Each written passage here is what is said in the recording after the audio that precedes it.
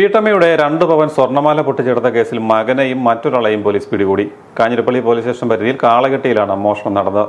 വീട്ടമ്മയുടെ 2 പവൻ തൂക്കമുള്ള സ്വർണ്ണമാല കടം വീട്ടുന്നതിനായി പൊട്ടിച്ചെടുത്ത കേസിൽ മകനെയും വിൽക്കുന്നതിനായി സഹായിച്ച ആളിനെയുമാണ് കാഞ്ഞിരപ്പള്ളി പോലീസ് അറസ്റ്റ് ചെയ്തത്.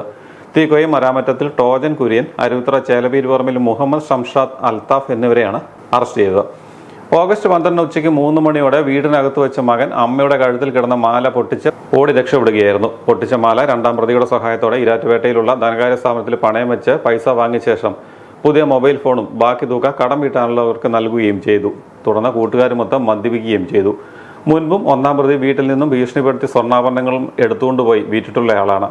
2ാം പ്രതി കോട്ടയം, എറണാകുളം, പത്തനംതിട്ട ജില്ലകളിലായി മുൻപ് നിരവധി മോഷണ കേസുകളിലെ പ്രതിയാണ്.